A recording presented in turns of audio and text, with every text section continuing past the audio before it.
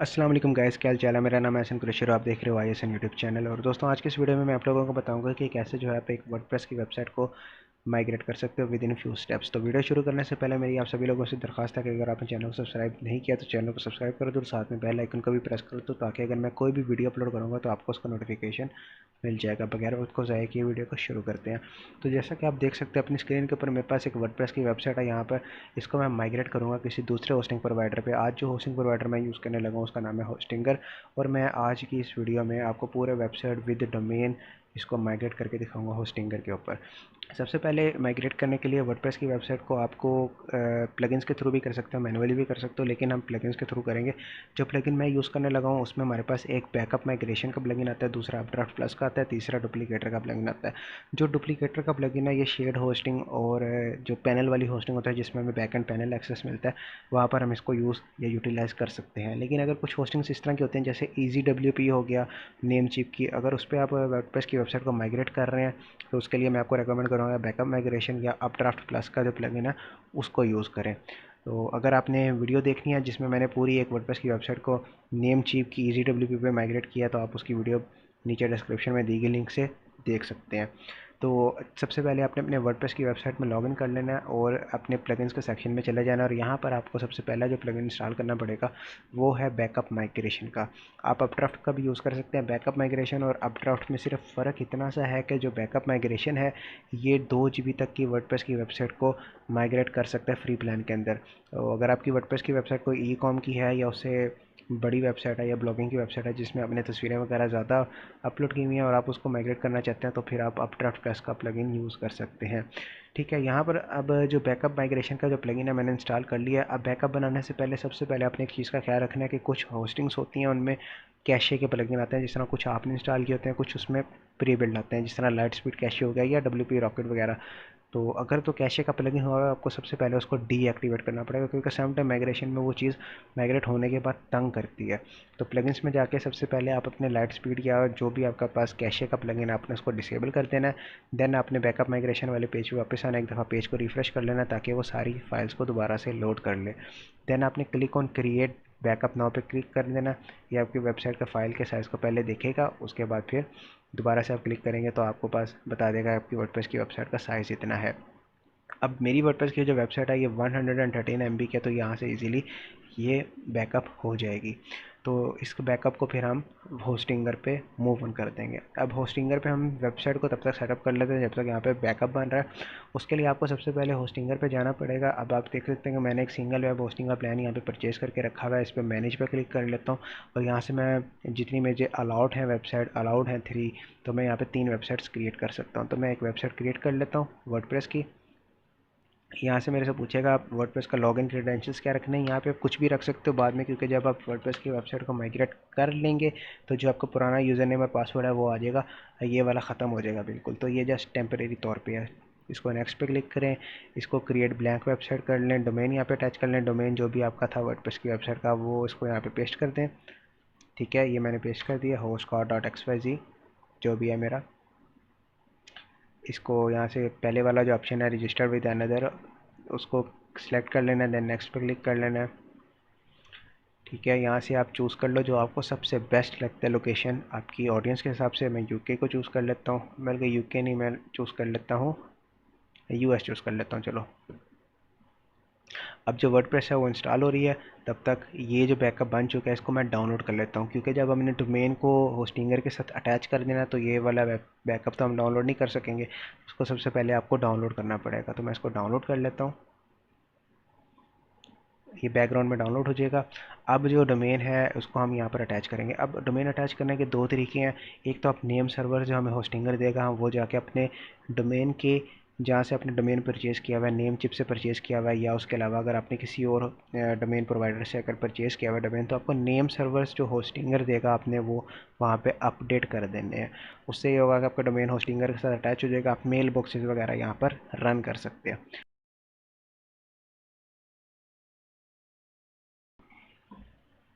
Okay guys, तो अब हमारी जो वर्डप्रेस की वेबसाइट है वो बन यहाँ पे सेटअप हो चुकी है। अब बारी है डोमेन को अटैच करने की। डोमेन को कैसे अटैच करना है उसके लिए आप यहाँ पे अपने होस्टिंग प्लान पे क्लिक करें और यहाँ पे प्लान डिटेल्स पे क्लिक करेंगे तो यहाँ पर आपको आपकी वेबसाइट की IP और साथ में यहाँ पर नेम सर्वर्स मिल जाएंगे जो ये कहेंगे कि इसको अपडेट करो। अब क्योंकि मैं क्लाउडफ्लेयर के नेम सर्वर यूज़ कर रहा हूँ तो मैं उसकी सेटिंग जो डीएनएस की सेटिंग है वो अपने क्लाउडफ्लेयर पे जाके कर दूंगा सेट, तो मेरा डोमेन होस्टिंगर पे चल जाएगा। अगर आप ये नहीं करना चाहते तो आप ये जो नेम सर्वर दिए हुए हैं इन्होंने, होस्टिंगर के नेम सर्वर जो इन्होंने ये दिए हैं, आपको ये अपडेट करने पड़ेंगे। कहाँ अपडेट करने पड़ेंगे? जहाँ पे आपका डोमेन है, जिस अकाउंट पर अपने डोमेन परचेज़ किया हुआ है वहाँ पे जाके आपको ये अपडेट कर देने हैं। बस जहाँ पे आपके जो भी डोमेन के पुराने नेम सर्वर हों उनको रिप्लेस कर देना नए वालों के साथ, बस ठीक है। तो मेरे पास क्लाउडफ्लेयर है, मैं क्लाउडफ्लेयर यूज़ कर रहा हूँ। इसके लिए मुझे क्या करना पड़ेगा? अगर आप भी क्लाउडफ्लेयर यूज़ कर रहे हैं तो आप इस पार्ट को फॉलो कर सकते हैं स्टेप को, नहीं तो आप इसको स्किप करके आगे आ जाएँ, क्योंकि आपने नेम सर्वर जब चेंज कर देंगे तो आपकी वेबसाइट है ऑटोमेटिकली होस्टिंगर पे अटैच हो जाएगी। उसके लिए अब हम नीचे एडवांस में जाएंगे। यहाँ पे हमें डीएनएस जोन एडिटर नज़र आएगा, आपने इस पर क्लिक कर लेना है। अब यहाँ पर आप टाइप पे एक दफ़ा क्लिक कर दें ताकि सारा एबीसी के सिचुएशन में आ जाए, एबीसी के वो उस तरह हो जाए, ठीक है, फ़िल्टर हो जाए।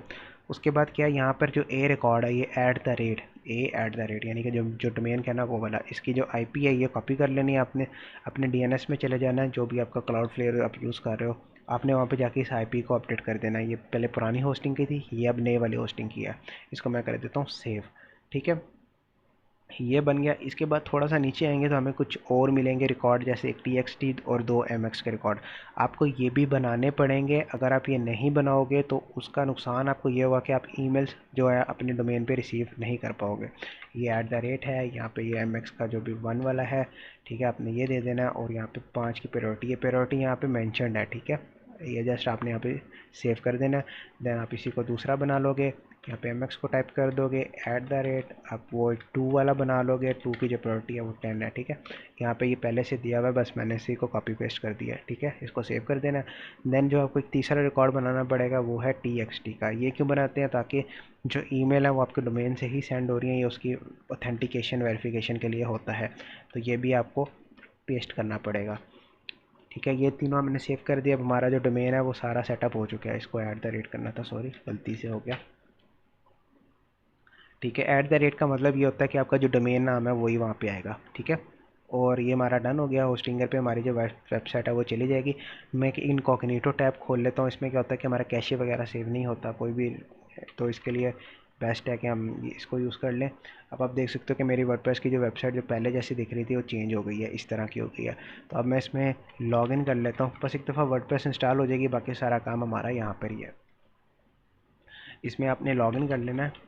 अब जो भी आपने यूज़र नेम पासवर्ड होस्टिंगर पे रखा था वो आपने यहाँ पे टाइप इन कर लेना है।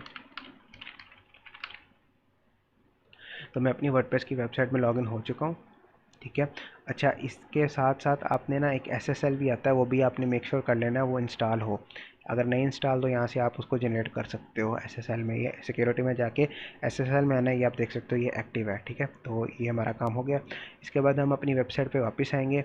ये होस्टिंगर के ऊपर पहले से लाइट स्पीड कैशे का मैंने आपको बताया था प्लगइन होते हैं, ये पहले से इंस्टॉल्ड है तो इसको हम नहीं छेड़ेंगे। हम यहाँ पर एक नया प्लगइन इंस्टॉल करेंगे जो कि मतलब बैकअप वाला, जो भी आप यूज़ कर रहे हो, बैकअप माइग्रेशन यूज़ कर रहे हो या अपड्राफ्ट प्लस यूज़ कर रहे हो, आपको वो वाला सेम प्लगइन यहाँ पे भी इंस्टॉल करना है। ये डुप्लीकेटर, इसका मेथड थोड़ा सा चेंज है, इसकी वीडियो आपको डिस्क्रिप्शन में मिल जाएगी, वहाँ क्लिक करके आप इसकी वीडियो देख सकते हो।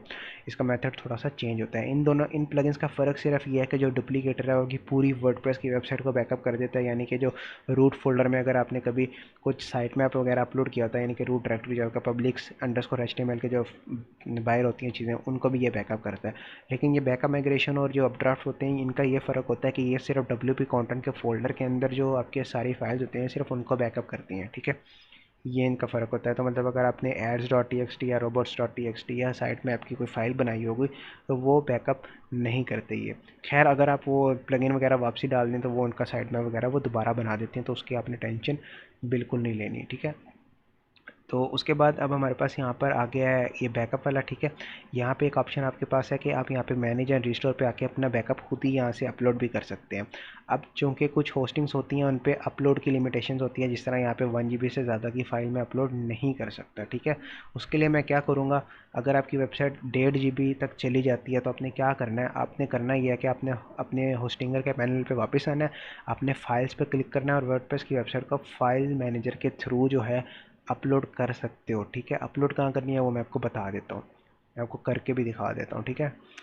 एक तो मैंने आपको तरीका बता दिया कि आप अपनी वर्डप्रेस की वेबसाइट पे आके बैकअप माइग्रेशन में जाके यहाँ से अपलोड कर सकते हो, ठीक है। अगर आपको ये सूट करता है आप यहाँ से कर लो। अगर आपने यहाँ से नहीं करना तो आपने सबसे पहले अपनी वर्डप्रेस की वेबसाइट में प्लगइन को इंस्टॉल करना है। बैकअप माइग्रेशन को इंस्टॉल करने के बाद उसको एक्टिवेट भी करना है।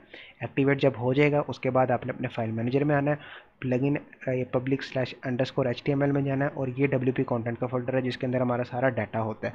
कुछ फाइल्स मैंने आपको अभी बताया था बाहर होते हैं, ये रूट डायरेक्टरीज को कहते हैं। इसमें हमारी कुछ साइट मैप की फाइल्स वगैरह होती हैं, अगर वो नहीं है तो आप उसको मैनुअली यहाँ पे मूव ऑन कर सकते हो। अब wp कंटेंट के फोल्डर को आपने ओपन कर लेना है। देन यहाँ पे आपके पास पहले नंबर पे आ जाएगा बैकअप माइग्रेशन के नाम से ये वाला, ठीक है। तो आप इसको बस आपने इसको ओपन कर लेना, किसी भी नाम से होगा। बैकअप माइग्रेशन के बाद आगे ये जो रैंडम ये जो आता है ना, ये रैंडम हो जाता होता रहता है हर वेबसाइट का, तो आपने इसको इग्नोर करना है। बस ये बैकअप माइग्रेशन का जो फोल्डर है wp कंटेंट के अंदर आपने इसको ओपन कर लेना है, और यहाँ पे एक बैकअप्स का फोल्डर है, इसको ओपन कर लेना है।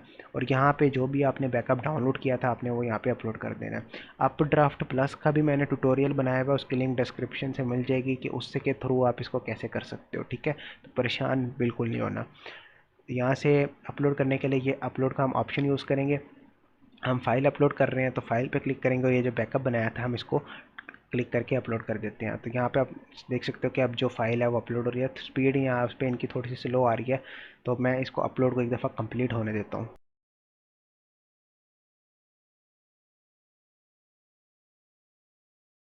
ओके गाइस, जो फाइल है वो अपलोड हो चुकी है। अब अपलोड करने के बाद आपने वापस अपनी वर्डप्रेस की वेबसाइट पे आना है, और यहाँ पर बैकअप माइग्रेशन के प्लगइन पे आके यहाँ पे आपने इसको सिर्फ रिफ़्रेश पे क्लिक कर देना है। वैसे आप वर्डप्रेस की वेबसाइट को भी रिफ़्रेश कर सकते हो टैब को, ठीक है। इसके बाद आपने मैनेज एंड रिस्टोर पे आना है, और यहाँ पर रिस्टोर का जो छोटा सा बटन है आपने जैसे इसको क्लिक कर देना है, और यहाँ से आपकी जो वर्डप्रेस की वेबसाइट है इसको यस करके अपने रिस्टोर पे क्लिक कर देना, और जो आपकी वर्डप्रेस की वेबसाइट है वो रिस्टोर हो जाएगी, ठीक है। अभी इसके वर्डप्रेस की वेबसाइट पे मैंने आपको अभी चेक करवा दिया, इधर तो अभी कुछ भी नहीं है, ये देख सकते हो अभी यहाँ पे कुछ भी नहीं है।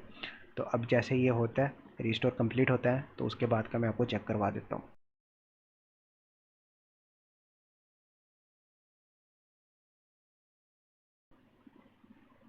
ओके गाइस, तो जैसा कि आप देख सकते हैं कि रजिस्टर सक्सेसफुल हो चुका है। इसको डन पे क्लिक कर दो, क्लोज कर दो इसको, एंड देन जैसे ही आपका रजिस्ट्रेशन जैसे कंप्लीट हो जाएगा आपकी आपसे वेबसाइट मांगेगी कि लॉगिन करो। अब जो लॉगिन करना है वो हमने पुराने क्रेडेंशियल से करना है, ठीक है, जो हमारे पहले होते थे वेबसाइट के। मैं उनसे लॉगिन कर लेता हूँ। तो लॉगिन करने के बाद आपने सबसे पहले प्लगइन्स में आ जाना है, और यहाँ पे जो है कैशे का प्लगइन है इसको एक्टिवेट कर लेना है, क्योंकि जो हमारी होस्टिंग है वो लाइट स्पीड कैशे पे चलती है। तो उसका बैक एंड पे जो कैशे है उसको हमें क्लियर करने के लिए इस प्लगइन की ज़रूरत है।